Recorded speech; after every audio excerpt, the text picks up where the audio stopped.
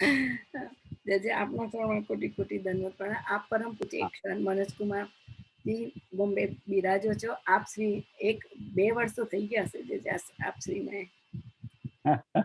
અહીંનું આપ શ્રીના નામ રત્ન સ્તોત્રમ અમને ખૂબ સુંદર રીતે સમજાવી રહ્યા છે ભાગવતજી બધું લઈને જ બેઠા છે જોડે અંદર ટીક કરી રહ્યા છે જય શ્રી આપને કૃતાર્થ આજ્ઞા વજરામૃત શિવલ્લભા સખી જય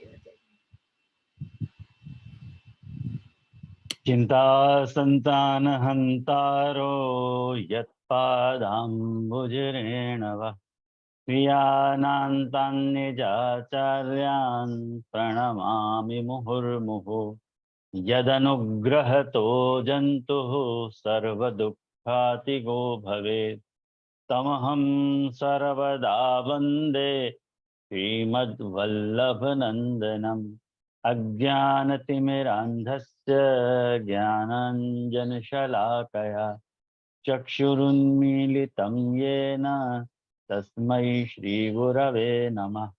नमामि हृदये शेषे लीलाक्षीराब्धिशायिनम् लक्ष्मीसहस्रलीलाभिः सेव्यमानं कलानिधिम् चतुर्भिश्च त्रिभिस्तथा षड्भिर्विराजते योऽसौ पंचधा हृदये मम। आचार्यवाच प्रणमामि भाष्य निबंध सुबोधिनिष्ठा उत्तराष्टयास्ता मत्स्वांत आगत्य कृपाप्लुतास्ता मदीय वाचामृतयन्तं सत्यम्। उपस्थित सभ्य हाँ बोलो। एक क्वेश्चन છે મારી જો સરળ સુબોધીની ગ્રંથ બીજો અને તામસ પ્રણામ પ્રકરણ અધ્યાય 5, 6, 7, 8, 9, 10, 11 છે તો જે આપ શ્રી ભાગવતમાં કે એ જ રીતે હશે આમાં જે શ્રી બરાબર એવી જ રીતે હશે રાઈટ છે ઓકે થેન્ક યુ બસ બધા જ વૈષ્ણવોનો હાર્દિક સ્વાગત કરું છું આજના સત્રમાં અને મારી આવાજ ક્લિયર કટ સંભળાય છે કે કંઈક ઓછી આવે છે આવે છે જેજેસી ક્લિયર આવે છે ને ઠીક છે અને એક છાયાબેનનો ક્વેશ્ચન હતું આપશ્રીએ ભાગવતનું કહ્યું હતું ને મોકલવાનું તે મને 2-3 વાર પૂછ્યું હતું જે મોકલ્યું કયું ભાગવતનું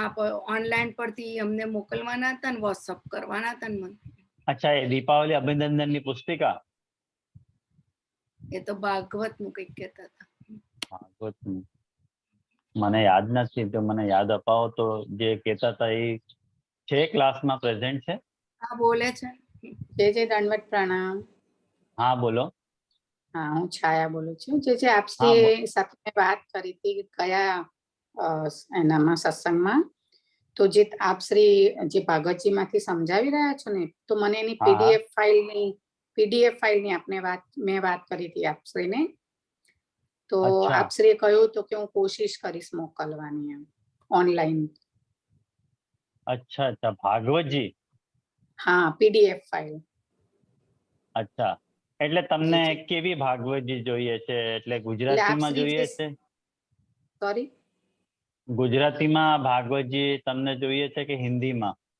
હા ગુજરાતી હિન્દી ગુજરાતી હશે તો વધારે સારું ગુજરાતી હશે તો વધારે સારું અચ્છા અને જો ઓનલાઈન માં હોય તો જે એમને એજ આપી દે એમની જોડે ઓનલાઈન પર લઈ લે ઓનલાઈન એવું છે છાયાબેન એક વેબસાઇટ છે પુષ્ટિ ધરોહર કરીને ઓકે લખી લ્યો તમે જી જી એમાં આપણા માર્ગના 1000 ગ્રંથો છે એમાં ઓકે એ વેબસાઇટમાં ઉપર જશો ને પુષ્ટિ ધરોહર એમાં તમને બધા જ ગ્રંથો મળી જશે જી જી ઘણા બધા ગ્રંથો વિરાજે છે એમાં તમે સર્ચ કરી લેજો જી જી હા ओके जी जी धन्यवाद प्रणाम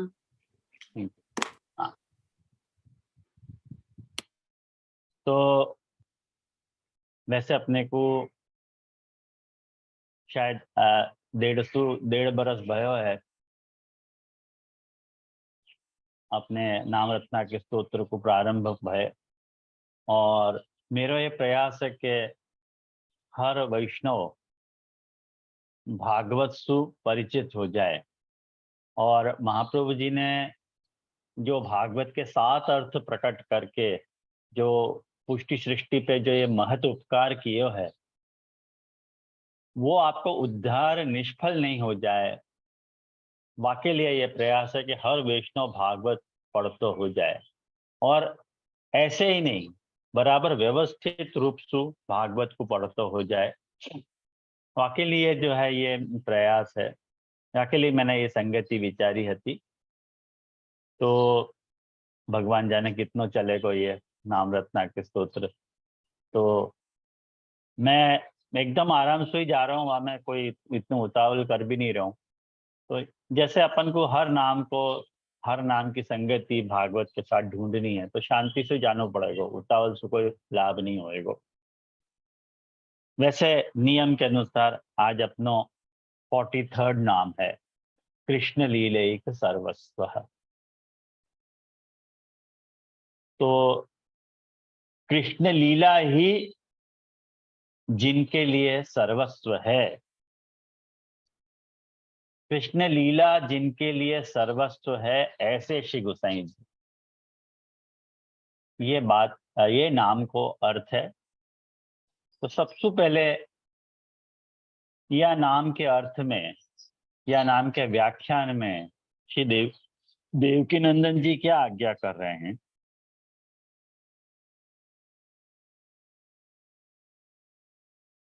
कि कृष्णस्य लीलैव एका सर्वस्वम यस्य। मैं हर वक्त आपको कहता रहा हूं कि टीका अपने पास रखी होगी, शायद आपने, ये मान के चलूं मैं। तो देवकी नंदन जी की ये टीका आप लोगों के पास है कि नहीं मुझको नहीं पता, ही है जो मेरे हाथ में है प्रतीक नहीं है तो कोई बात नहीं, लेकिन ये संस्कृत टीका यदि आपके पास विराज रही है, ये पुष्टि धरोहर में शायद मिल जाएगी आपको। कृष्णस्य लीलैव एका, कृष्ण लीला ही एक सर्वस्व है जिनको, ऐसे श्री गोसाई जी निरंतरम तल्लीला कथन श्रवणादिकमेव करोति नान्यद। श्री गोसाई जी क्या कर रहे हैं, ये निरंतर जो है तल्लीला, तल्लीला मतलब कृष्ण लीला, कृष्ण लीला को कहवे हैं, और श्रवणादिकम एव करोति, उनको श्रवण वगैरह ही करे हैं प्रभु श्री गोसाई जी, ऐसे श्री गोसाई जी हैं। और तद आसक्त्या, और उन लीला में मतलब उनके लीला कथान में आसक्ति होने के कारण श्री गोसाई जी की स्वरूपासक्तिर ज्ञाप्यते इति भाव, पता चले है कि आपको आपकी आसक्ति वहां पे है। ऐसे तो श्री गोसाई जी के अनेक चरित्र हैं, आप लोग परिचित हो श्री गोसाई जी के स्वरूप चरित्र से, लेकिन फिर भी मैं आपको याद दिलाना चाहूंगा कि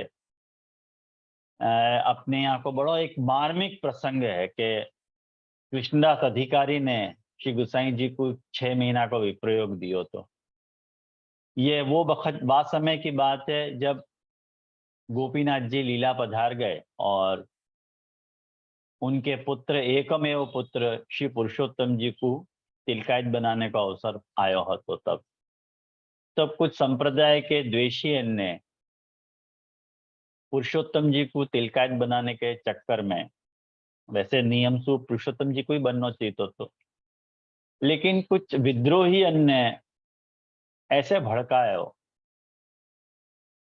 और पुरुषोत्तम जी से आज्ञा लो आप, कृष्णदास अधिकारी ने ऐसे श्री गोसाई जी से आज्ञा करी कि भाई आपको यदि सेवा में ना ना, तो अभी तो तिलकायत पुरुषोत्तम जी हैं, उनसे आप आज्ञा लो, और आप ना नहीं सको हो। तो वाह वियोग में आप वाकई वाह प्रसंग को मैं उल्लेख करना चाह रहा हूँ कि वो 6 महीना तक श्री गोसाई जी जो है चंद्र सरोवर विराजे, जहाँ आज की तारीख में भी श्री गोसाई जी के विप्रयोग की बैठक जी विराजे। और उन 6 महीना में श्री गोसाई जी ने श्रीनाथ जी को नव विज्ञप्ति लिखी, जो अपने संप्रदाय में लगभग हर एक व्यक्ति को ये बात खबर होगी कि श्री गोसाई जी की जो नव विज्ञप्तियां हैं, मैंने श्रीनाथ जी को करी भाई जो विनती है वो नव विज्ञप्ति के रूप में प्रकट भई हैं, जो श्री गोसाई जी के विप्रयोग को प्रकट करे और उनके कृष्ण लीलैक सर्वस्व वाले रूप को प्रकट करे है कि श्री गोसाई जी को कृष्ण लीला में कितनी कौन से प्रकार की आसक्ति थी। और ऐसा कहो जाए कि श्रीनाथ जी ने भी श्री गोसाई जी को गोसाई जी के पत्र को जवाब दियो હતો, लेकिन वो सारो जवाब श्री गोसाई जी जो है आप आरोप गए, वो अपने को अपने दुर्भाग्य से अपने को प्राप्त नहीं है। श्री गोसाई श्रीनाथ जी को जो भी जवाब હતો वो गोसाई जी आरोप जाते थे। तो गोसाई जी ने जो विज्ञप्ति करी वो अपने को उपलब्ध है। तो उन विज्ञप्तियों को यदि अपन ध्यान से पढ़ें तो अपने को ये बात साफ पता चले है। अब 9 विज्ञप्ति आपके पास विराज रही होंगी, कभी बाकी PDF डाउनलोड करके उनको विचार करिए, गुजराती अनुवाद में भी अवेलेबल है वो, कि उनमें आपको कृष्ण लीला ही जिनको सर्वस्व है वो रूप एकदम अच्छी तरह से प्रकट हो गए वहां पे। और वही बात यहाँ पे श्री देवकीनंदन जी आज्ञा कर रहे हैं कि निरंतरम तल लीला कथन श्रवणादिकमेव करोति। ये लीला कथन को श्रवण ही करे हैं। यहाँ पे जो आपने एवकार लगाया है, ये देखो एवकार या बात को द्योतक है, या बात को परिचायक है कि कृष्ण लीला को कथन और श्रवण जिनको अत्यंत प्रिय है, उनकी स्वरूप में आसक्ति है, या बात को बता रहे हैं। तो ये गोसाई जी को यह नाम है। अब यह नाम को अपन भागवत के साथ यदि मिला रहे हैं तो भागवत में या नाम की संगति जो है श्रीमद् भागवत के 51वां अध्याय 51, जहाँ में काल यवन को भस्म होनो लिख रहे हो है और राजा मुचुकुंद की कथा है। ये बात आपको भागवत खोलोगे तो मिलेगी वह अध्याय की हेडिंग में कि काल यवन को भस्म होनो और राजा मुचुकुंद की कथा। भागवत के अनुसार 51वां अध्याय और सुबोधनी जी के अनुसार ये 48वां अध्याय है 48। और महाप्रभु जी की जो प्रकरण योजना है वाकई हिसाब से ये राजस साधन प्रकरण है। और एज यूजुअल राजस साधन प्रकरण के 7 अध्याय अपन देखेंगे, तो उन 7 अध्यायन में तो ये दूसरा अध्याय है जहाँ में वीर लीला प्रकट भई है। महाप्रभु जी ने ऐसे बताया है, ठाकुर जी को वीर गुण यह अध्याय में प्रकट भयो है। ठाकुर जी की वह प्रकार की जो सामर्थ्य है वो यहाँ में प्रकट भई है।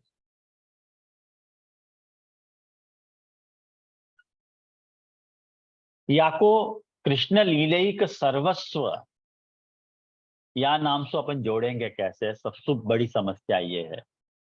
यासु कैसे पता चल रहा है कि या अध्याय में कृष्ण लीला ही जिनको सर्वस्व है वो बात आ रही है। देखो ये बात अच्छी तरह से समझ के रखो कि यह राजस प्रकरण है और कभी भी कोई भी अर्थ प्रकरण को ध्यान में रख के किया जाए। जब राजस भक्तन को प्रकरण चल रहा है और राजस भक्तन की आसक्ति की बात चल रही है तो ये साधन प्रकरण या लिए है, ये बात ध्यान रखो कि या में वो साधन कहे हैं कि जिनके द्वारा राजस भक्तन को चित्त भगवान में चौंट जाए। ये राजस साधन प्रकरण को मुख्य कहेंगे आसक्ति वाले हैं, अब इनको व्यसन सिद्ध करना है तो कौन से तरह से राजस भक्तन को चित्त चौंटेगो प्रभु में, वाकई सारे साधन यहाँ डिस्क्राइब करे गए हैं पूरे साधन प्रकरण में, राजस साधन प्रकरण में।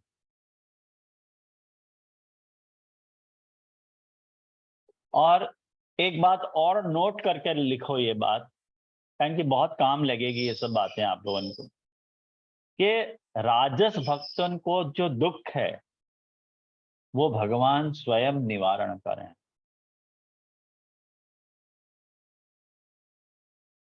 श्री कृष्ण में एक तान हो जानो साधन है। ध्यान रखियो ये बात, कृष्ण में एक तान हो जाना साधन है। और यही जो बात है ये पूरे साधन प्रकरण में फैली हुई है।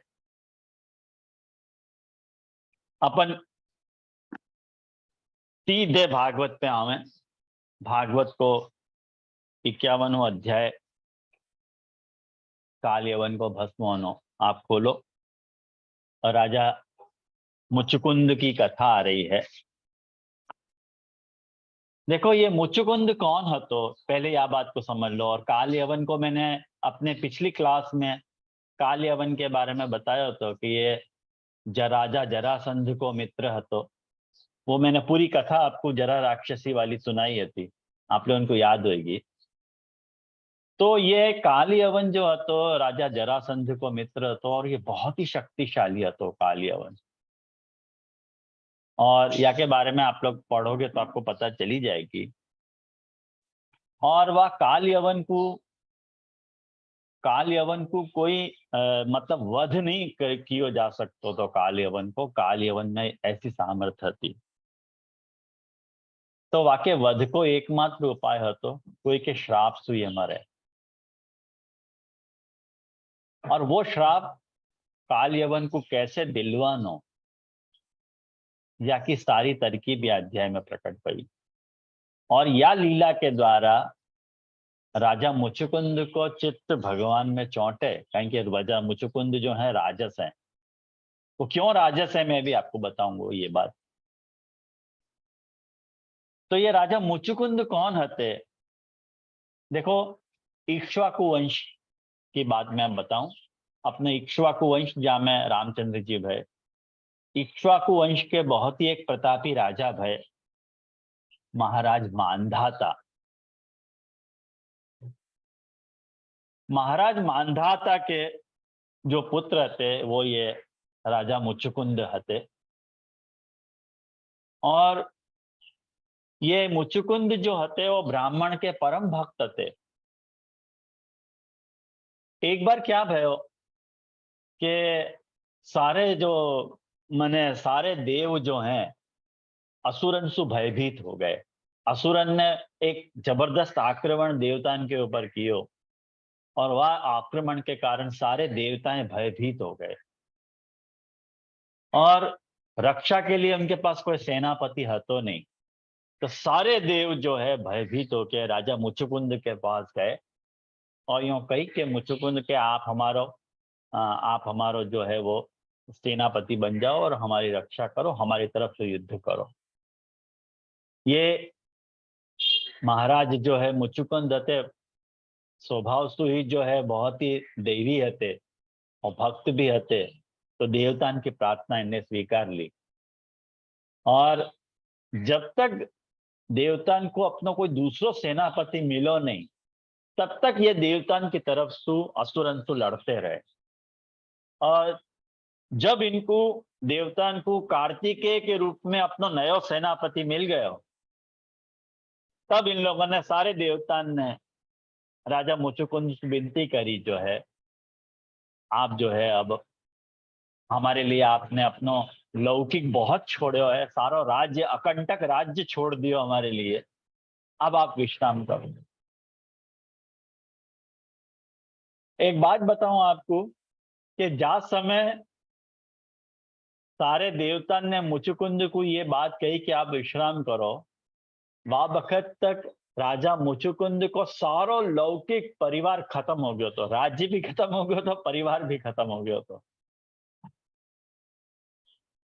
अब सारे देवताओं को बहुत ही गिल्टी फील भई, बहुत ही शर्म महसूस भई कि हमारे लिए ये राजा ने अपना अकंटक राज्य छोड़ दियो और इनके परिवार में से कोई भी नहीं रहे हो।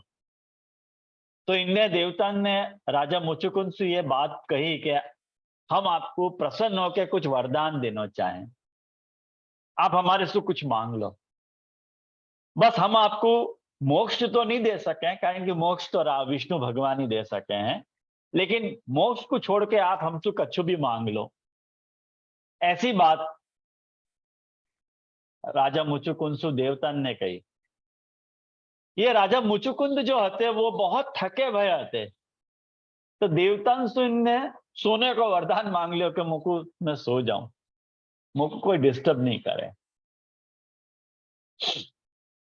और देवता ने उनको ये भी आश्वासन दियो कि आपको कोई डिस्टर्ब नहीं करेगा, आपको कोई नहीं जगाएगा। जा मूर्ख ने आपको जगा दियो और आपने वाकी तरफ देख लियो, वो वही समय जल के भस्म हो जाएगा। ऐसा और वरदान दे दियो। राजा मुचुकुंद जो होते वो पर्वत की गुफा में जाके सो गए, विश्राम कर लियो। ये मुचुकुंद राजा की कथा है विश्राम की। यहां पे मैंने आपको पिछली बार ये स्टोरी सुनाई थी कि जब काल यवन भगवान कृष्ण से लड़ने के लिए आयो, तो भगवान ने वाके साथ युद्ध नहीं कियो। काल यवन को देख के ठाकुर जी उल्टे पैर भागे, तब ठाकुर जी रणछोड़ कहलाए। ये बात भी आपको मैंने बताई थी। तो आगे आगे ठाकुर जी, पीछे पीछे काल यवन, और ये ठाकुर जी ठीक वही पर्वत की गुफा में जाके पहुंच गए जहां राजा मुचुकुंद जो है चादर ढक के, मुंह ढक के सो रहे थे। और ठाकुर जी जो है वहां पीछे छुप के खड़े हो गए। और ये काल यवन जो है ठाकुर जी सो ढूंढतो वहां आयो और वहां ने देखियो कि अरे ये तो मेरे से छुप के यहाँ पे सो रहे है करके उनने वाकू राजा मुचुकुंद को कृष्ण समझ के उठा दिया। और जैसे ही उठाया वैसे ही राजा मुचुकुंद ने काल यवन को देखे और वही समय काल यवन जो है जल के भस्म हो गया। या तरह तो काल यवन की मुक्ति भई और राजा मुचुकुंद की कथा वहां से शुरू हो रही है। तो आप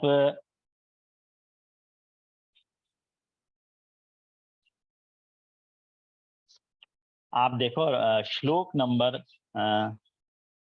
28। मैंने अब तक तो आपको 28 श्लोक सुना दिए, मैंने बहुत शॉर्ट में आपको सुनाए 28 श्लोक। उन 28 श्लोकन में 28वें श्लोक में राजा मुचुकुंद ने ठाकुर जी से पूछो कि भाई आप कौन हो और यह जंगल में आप अपने कोमल चरणन से क्यों विचर रहे हो। तब ठाकुर जी ने आप मेरो परिचय में आपको दे दूं कि मैं राजा मानधाता को पुत्र राजा मुचुकुंद हूं और मेरो ये परिचय मैं थक के सो गया तो, और ये कौन है तो जो जल के भस्म हो गए। ये सारी बातें मुचुकुंद ने पूछी। खैर वो इम्पोर्टेंट नहीं है, अपन को कृष्ण लीले के सर्वस्व नाम की संगति देखनी है। देखो कृष्ण लीले के सर्वस्व, सबसे पहले अपने दिमाग में ये बात फिट करो कि कृष्ण लीला जाको सर्वस्व है वो कृष्ण लीले के सर्वस्व न वो नाम वाक्य पर फिट हो सके।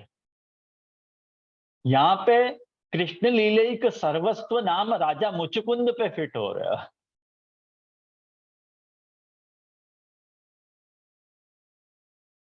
कैसे फिट हो रहा है? कृष्ण लीले के सर्वस्व नाम, कृष्ण लीला राजा मुचुकुंद को सर्वस्व है या के लिए ये नाम की संगति या अध्याय से जुड़ रही है। कैसे पता चले?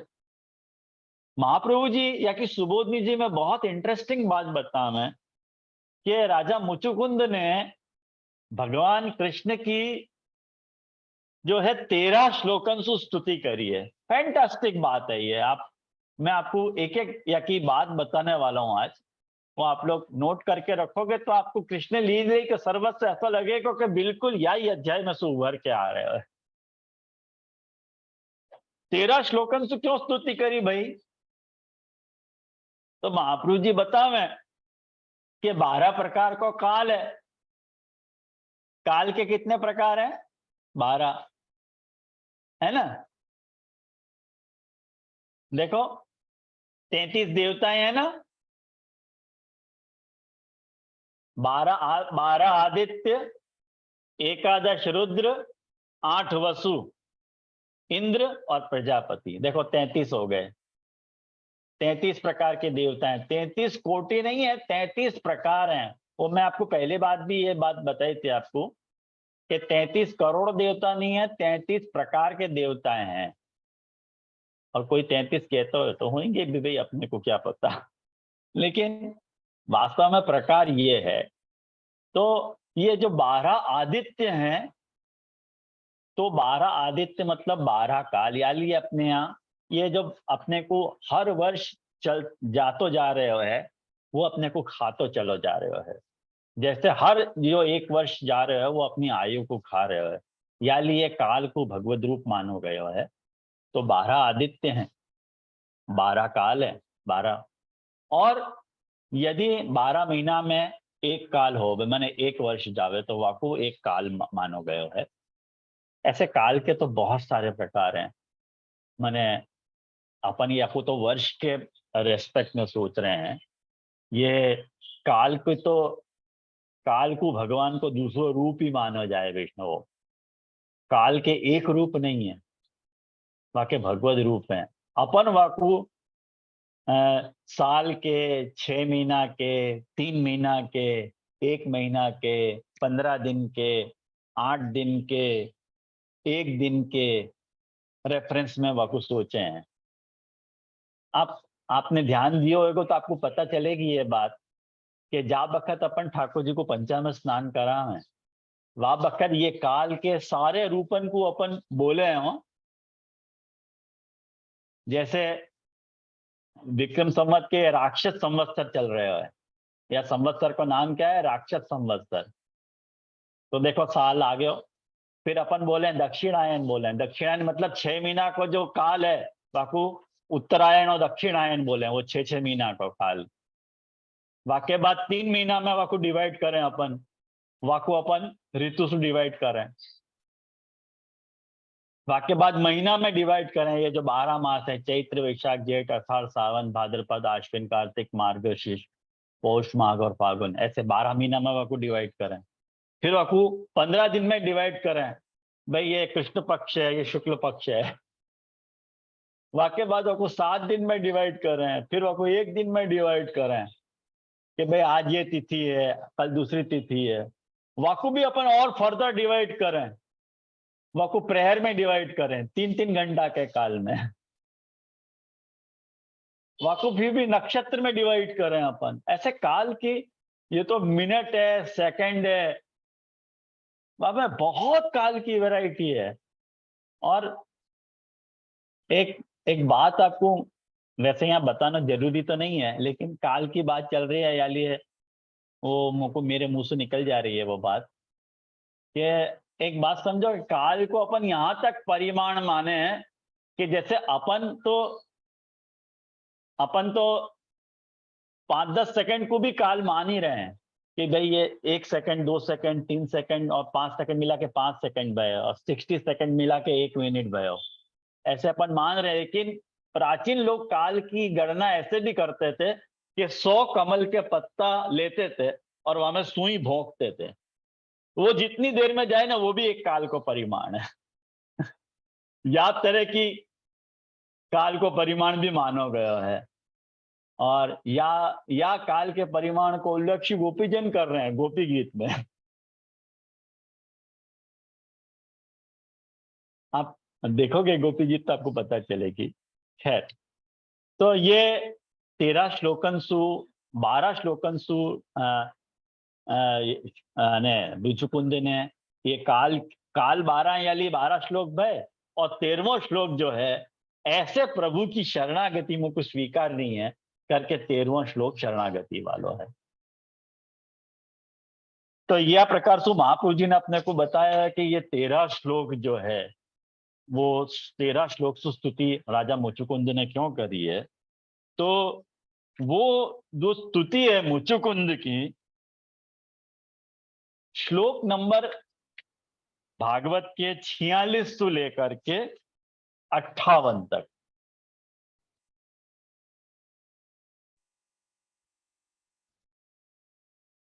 ख्याल में आयो? अब आपको एक बड़ी मजेदार बात बताऊं, जो लोग भागवत देख रहे हैं, सुबोधनी जी देखें भागवत और सुबोधनी जी को टैली करें, उनके लिए बात बताना चाह रहा हूं। जो नहीं टैली करें वो नहीं समझे आपको तो भी चलेगा, लेकिन श्लोक नंबर जो 22 है ना, भागवत को जो श्लोक नंबर 22 है, देखो कौन सा श्लोक है। स्वापम यातम यस्तु मध्ये बोधयेत त्वाम अचेतन स्वतया दृष्ट मात्रस्तु भस्मी भवतु तत्क्षणात्। ये 22वां श्लोक है। ये जो श्लोक है ना, ये एडिशन है,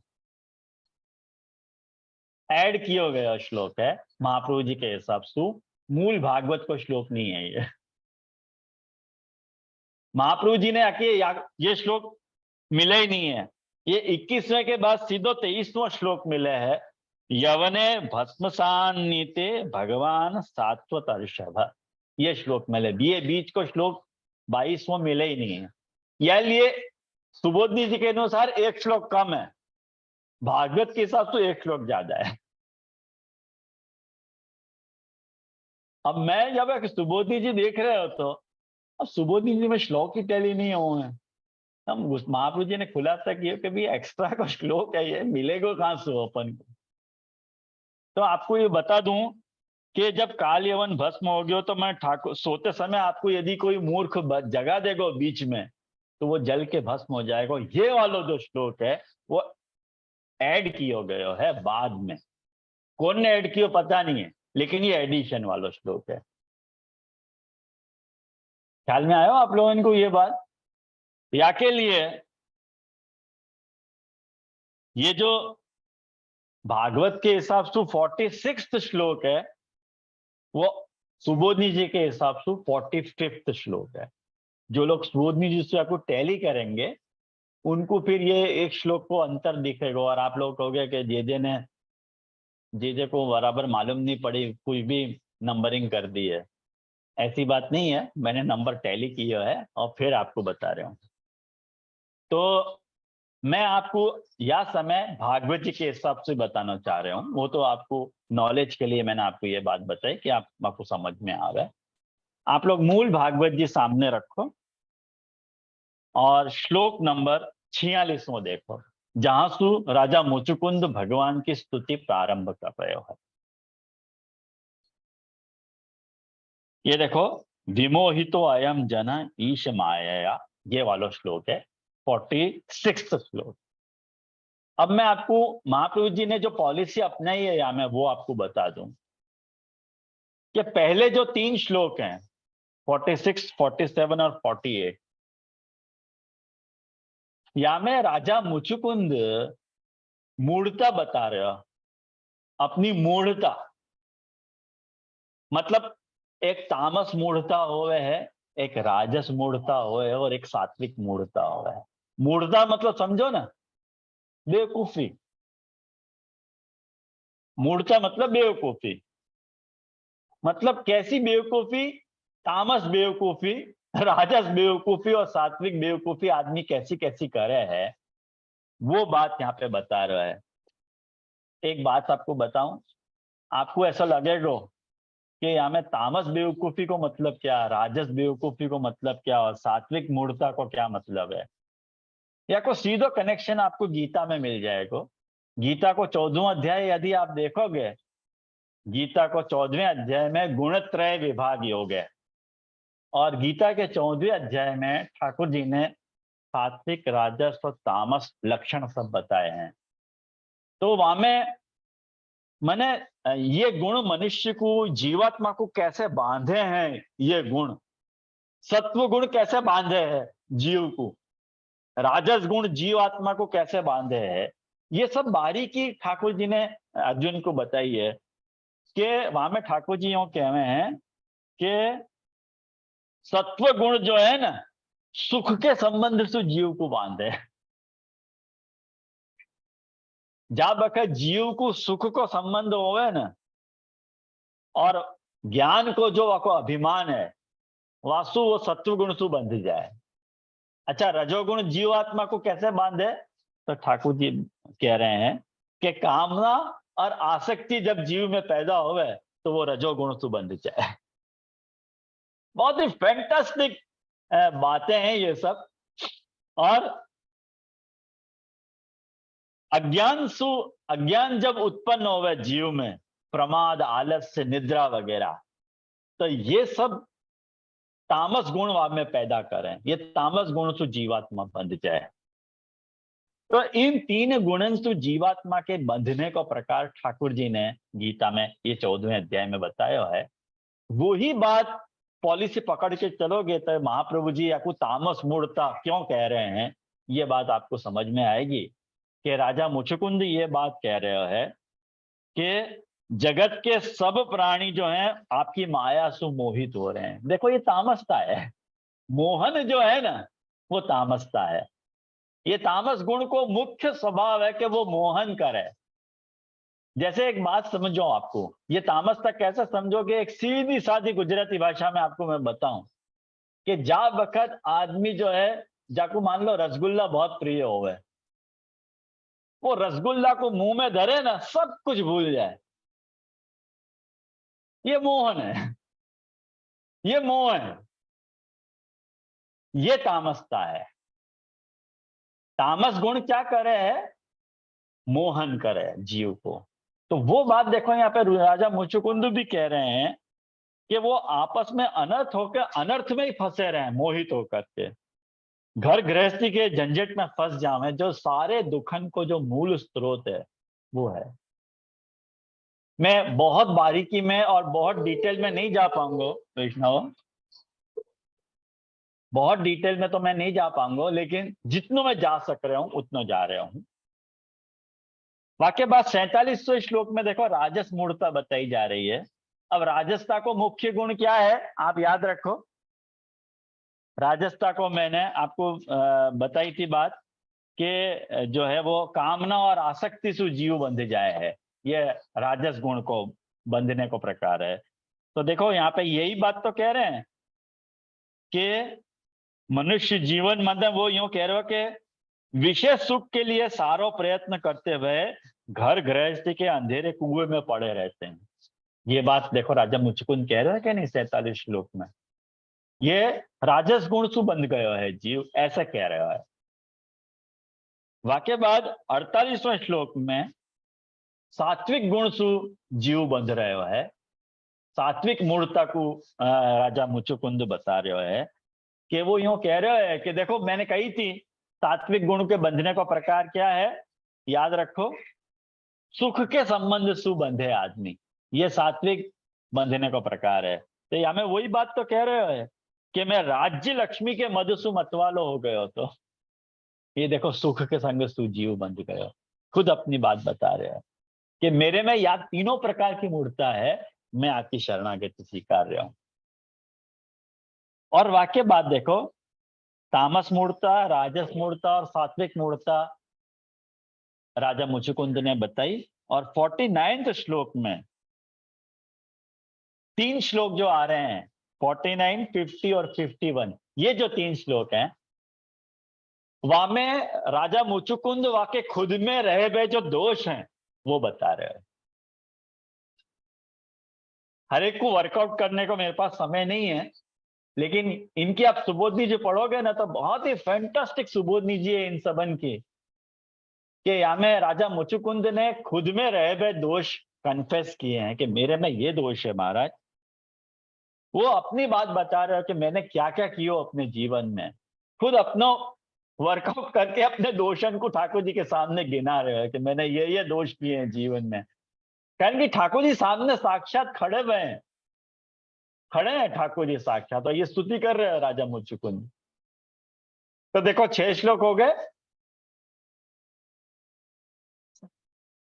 तामस मूर्ता, राजस मूर्ता, सात्विक मूर्ता 3 श्लोक, और 3 श्लोक सु आके खुद में रहे थे जो दोष हैं 6 श्लोक। वाके बाद 52वें श्लोक 52वें श्लोक में राजा जो है वो लौकिक व्यर्थता बता रहे हैं कि लौकिक व्यर्थता है। क्या बोल रहे हो वो?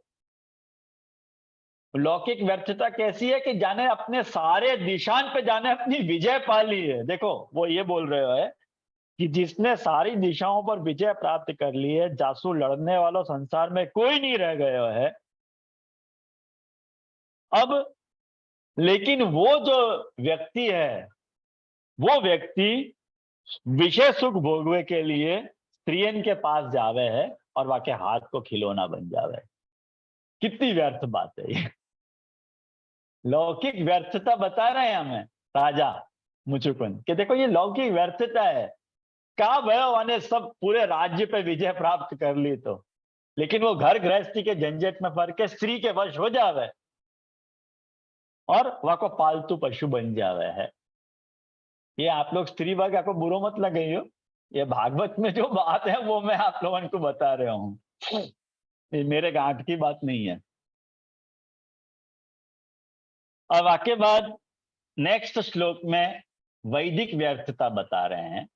वैदिक व्यर्थता कैसी है कि देखो बहुत से लोग ये विषय भोग राजा मुचुकुंद कह रहे हैं ये बात कि बहुत सारे लोग दुनिया में ऐसे हुए हैं कि जो विषय भोग छोड़ के दान पुण्य करें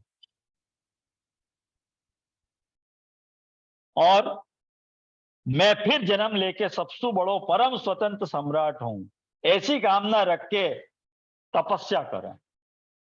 अरे वो वैदिक व्यर्थता है, मुचुकुंद कह रहे हैं। क्या फायदा होगा ऐसी व्यर्थता तो। लेकिन जा प्रकार की बाकी कामना है बस वो सुखी नहीं हो पाएगा, ऐसा राजा मुचुकुंद निर्णय पे आवे। तो ये वैदिक व्यर्थता बताई। तो देखो 8 श्लोक हो गए। ताके बाद राजा मुचुकुंद ठाकुर जी से एक बात कहवे हैं कि हे प्रभु, मैं ये बात जान गया हूं कि मनुष्य में जो कामना है, काम है, वही सारे दुख को जड़ है। या लिए हे प्रभु आप ऐसी कृपा करो कि मैं कामना रहित हो जाऊं, मेरे में कोई भी प्रकार की कामना बाकी नहीं रहे, ऐसी आप कृपा करो प्रभु। देखो वो क्या कह रहे हैं कि अपने स्वरूप में एक रस स्थित रहने वाले भगवान जीव अनादिकाल से जन्म मृत्यु रूप संसार के चक्र में भटक रहा है। जब चक्कर से छूटने का समय आता है तब उसे सत्संग प्राप्त होता है। तो उसी संतों के आश्रय कार्य कारण रूप जगत के एकमात्र स्वामी आप में जीव की बुद्धि अत्यंत दृढ़ता से लग जाती है। ये मुचुकुंद ठाकुर जी से प्रार्थना करो कि मेरे में कामना का अभाव हो जाए, आप ऐसी कृपा करो। और वाक्य बाद जो है 10वां श्लोक मतलब 55th श्लोक भागवत के हिसाब से, वहां में 2 श्लोक में 3 श्लोक आ रहे हैं, 55, 56 और 57। या में फल की बात आई है। राजा मुचुकुंद फल की बात बता रहे हैं और वो फल क्या है वैष्णवों, और वो फल आप लोग पढ़ोगे तो आपको पता चल जाएगी कि ठाकुर जी को अनुग्रह प्राप्त करना ही सबसे बड़ा फल है। और ये बात वो दिल से स्वीकार रहा है कि मुझको आपको अनुग्रह चाहिए, मुझको और कुछ भी नहीं चाहिए, आप मेरे पर अनुग्रह करो, आपके मुझको दर्शन हो गया, अब मुझको जीवन में और क्या चाहिए। या लिए देखो 56 श्लोक में आपको कृष्ण लीलैक सर्वस्व ये नाम एकदम प्रकट दिखेगो। वहां में क्या कह रहे हैं राजा मुचुकुंद, यूं कह रहे हैं कि आप तो क्या छुपे हो है, मैं आपके चरणन की सेवा के अतिरिक्त कोई भी वर नहीं चाहूं, मुझको आपके चरणन की सेवा चाहिए। क्योंकि जाके पास कोई भी प्रकार को यदि संग्रह है, कोई भी प्रकार इन्वेस्टमेंट आपके पास है, वो केवल वही के लिए प्रार्थना करते रहे। हे बताओ भगवान, मुझको ये आप बात बताओ कि आपकी आराधना करके ऐसो कौन श्रेष्ठ पुरुष होएगा जो अपने को बांधने वाले सांसारिक विषयन को वर मांगे, आपको छोड़ के संसार तो बंधना चाहे, ऐसा कौन होएगा। ये ठाकुर जी से वो पूछ रहे हो, लेकिन मुझे को आपको कुछ भी नहीं चाहिए, आप मेरे पे कृपा करो। और या लिए लास्ट 57 श्लोक में फल की बात बताते पे राजा मुचुकुंद कहवे हैं, या में भी आपको कृष्ण लीले के सर्वस्व प्रकट दिखेगो कि एक आपकी ही शरण मुझको चाहिए है। तो देखो, आपकी बात और आपकी लीला की बात मुझको बहुत प्रिय है और मुझको कुछ भी नहीं चाहिए। यहाँ में कृष्ण लीला के सर्वस्व वाला स्वरूप जो है मुचुकुंद को एकदम क्लियर कर देगा। राजा मुचुकुंद कृष्ण को बहुत बड़ो भक्त है, या लिए कृष्ण लीला के सर्वस्व नाम वहां में एकदम फिट बैठे। अपन को लग रहा है कि ये नाम जो है गुसाई जी के लिए नाम रत्ना के स्तोत्र में आया है। 100% ये नाम गुसाई जी को है, कृष्ण लीले के सर्वस्व।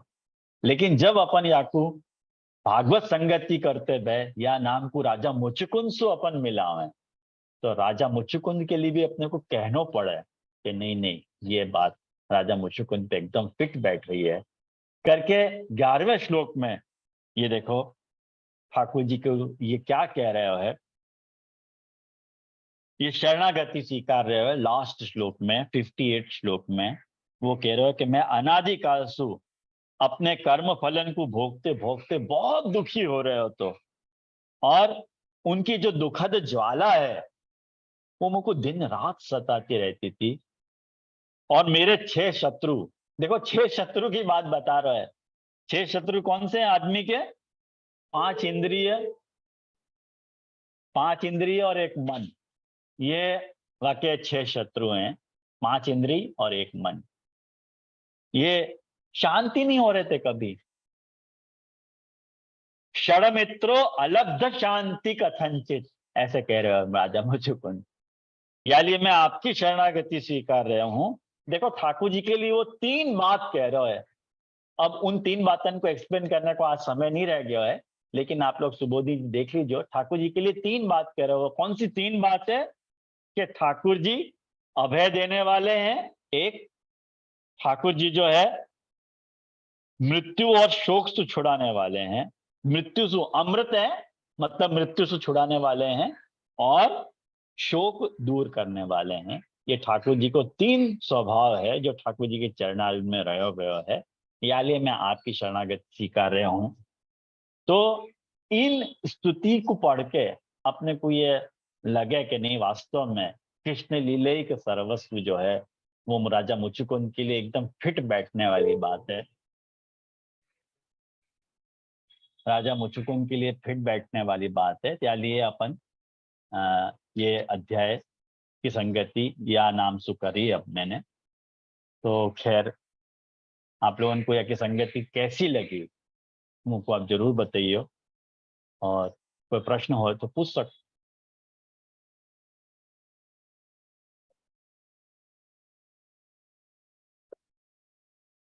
और कोई प्रश्न यदि आपके पास नहीं है तो आश्रय को पद करके अपन आज यहाँ समापन करें। है तो जरूर विचार करें।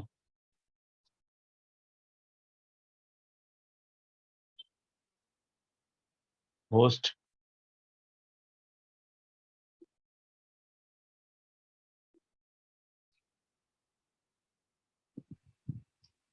जय जय दंडवत प्रणाम। બહુ સુંદર સમજાવ્યું, પણ આમાં નવ વિજ્ઞપ્તિમાં તમે સ્ટાર્ટિંગમાં કહ્યું એ થોડું સમજ ના પડે. એટલે એમાં શું સમજણ ન પડી? એ નવ વિજ્ઞપ્તિ એટલે હજુ સુધી સાંભળ્યું જ નથી એક વાર, એટલે થોડુંક આપ સમજાવી દો તો સારું. એ નવ વિજ્ઞપ્તિમાં એ 9 લેટર છે જે ગુસાઈજીએ શ્રીનાથજીને લખ્યા છે. ઓકે. હા, એના દરેકના 24 શ્લોકો છે નવ વિજ્ઞપ્તિના. કોઈમાં આગળ પાછળ હશે તમે જોઈ લેજો. નવ વિજ્ઞપ્તિ, વિજ્ઞપ્તિ એટલે પ્રાર્થના. નવ વિજ્ઞપ્તિ એટલે 9 લેટર્સ ગુસાઈજીએ શ્રીનાથજીને લખ્યા છે અને શ્રીનાથજીએ એનો રિપ્લાય ગુસાઈજીને કર્યો છે.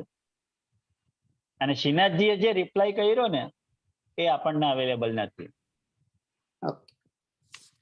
કારણ કે એ પાનમાં લખીને શ્રીનાથજીએ મોકલ્યું હતું એમ વાર્તામાં ઉલ્લેખ મળે છે. એ ગુસાઈજી આરોગી હતા. ઓકે. તો એમાં બહુ સારું છે જીવની વિજ્ઞા, જીવ શું શું વિચાર કરે છે પ્રભુ માટે એનો વિચાર. જી ઓકે, દંડવત પ્રણામ.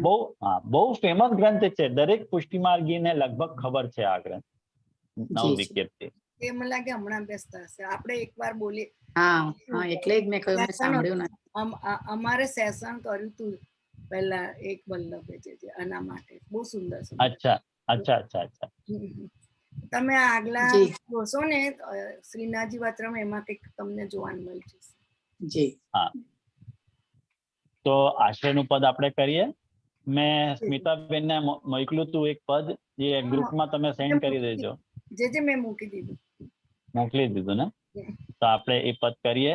પદ છે કર્મન શ્રી વલ્લભ સો પ્રીત, અજહુ ચેત હેત કર ઇનસો, જન્મ જાત સબ બીત. એટલે આનો મીનિંગ તો એકદમ ક્લિયર છે કે તું મનને પ્રબોધન કરી રહ્યા છે. આ રામદાસજીનો પદ છે કે તું વલ્લભથી પ્રીત કર. શા માટે? તો કહી રહ્યા છે કે અજહુ ચેત હેત કર ઇનસો. હજી પણ સમય છે, તું ચેતી જા, જાગી જા. તારો જન્મ વીતી રહ્યો છે. કરી રક્ષા ગર્ભ મેં તેરી, તારું રક્ષણ ઠાકોરજીએ વલ્લભે ગર્ભમાં કર્યું છે. જહાં ન કોઈ મીત, ત્યાં તારું કોઈ ફ્રેન્ડ નહોતો, એ ઠાકોરજી તારા સહાયક હતા. એટલે રામદાસજી કહે છે કે રામદાસ યહ દિનાચાર કી હૈ બારુ કી ભીત. આજે બારુ એટલે રેત, સેન્ડ. આ રેતની ભીત છે, દિવાલ છે, આ 4 દિવસની છે. આ ક્યારે ઢળી જશે તને ખબર જ નથી. એટલે હું કહું છું કર્મન શ્રી વલ્લભ સો પ્રીત. આ બહુ રામદાસજીનો બહુ ફાઇન પદ છે. તો આપણે રાગ શિવરંજનીમાં આને લઈ રહ્યા છીએ.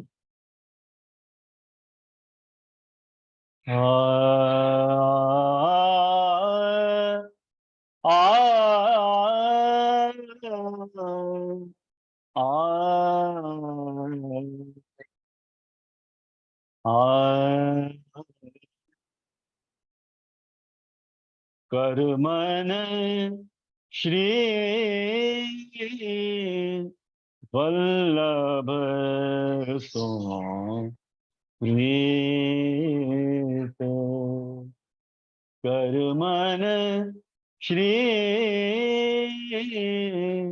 વલ્લભ સો પ્રીત, અજહુ ચેત હેત કર સો, જન્મ જાત સબ બીત.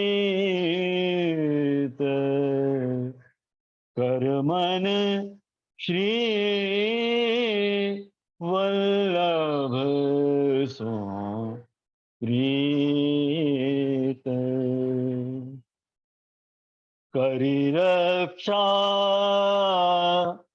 ગર્ભ મેં તેરી, જહાન કોઈ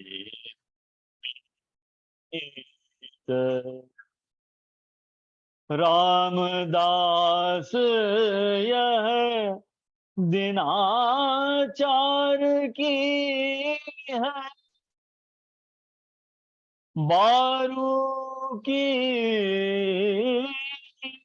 भीत, कर्मन श्री वल्लभ सो प्रीत, कर्मन श्री वल्लभ सो प्रीत.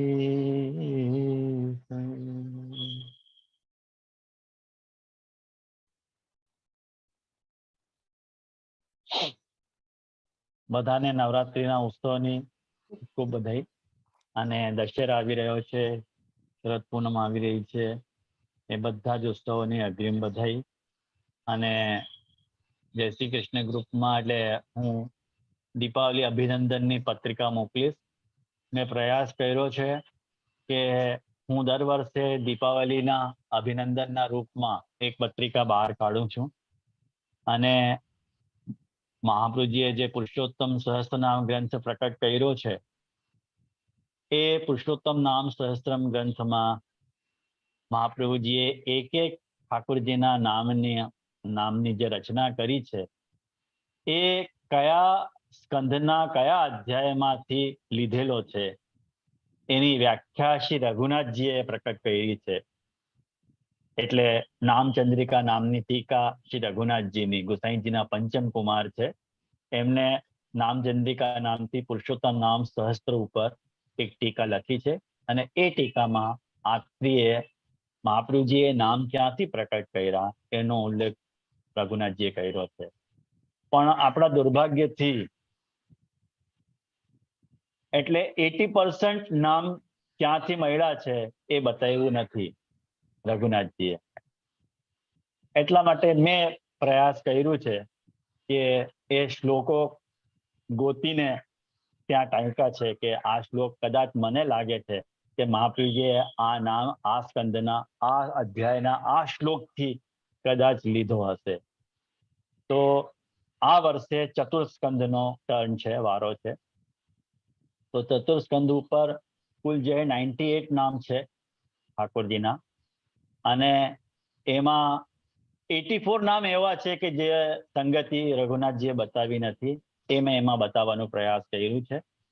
તો બધા વિષ્ણુ એની નોંધ લેજો અને એ પુસ્તિકા PDF ના રૂપમાં હું સ્મિતાબેનને મોકલવાનો છું, જે એમના થકી તમને બધાના ગ્રુપમાં મળી જશે અને વાંચીને મને ચોક્કસ જણાવજો તમને કેવું લાગ્યું, એટલે સમજમાં આવ્યું ન આવ્યું, શું લાગ્યું, શું એમાં ગુણ દોષ હતા, બધું મને જણાવજો. અને બધાને શુભ દીપાવલી અને આ દીપાવલી તમારા હૃદયને પ્રકાશિત કરે, મહાપ્રભુજીના સિદ્ધાંતોને તમારા હૃદયમાં સ્થાપિત કરે એવી શુભેચ્છા સાથે અહીંયા વિરામ કરું છું. હવે હું આવતા મહિને અવેલેબલ નથી, એના પછીની જે ડેટ છે સ્મિતાબેન બતાવશે તમને, એ ડેટ ઉપર હું તમારાથી કનેક્ટ થઈશ.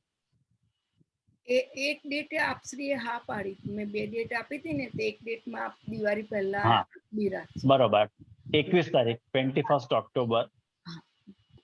હા, રમા એકાદશી છે, ઇન્ડિયાના હિસાબે રમા એકાદશી છે કદાચ, બરોબર ને? હા હા, તો એ દિવસે આપણે ભેગા થશું. ત્યાં સુધીમાં બધા વિષ્ણુને મારા ભગવત સ્મરણ. રજા લઉં. જય જય.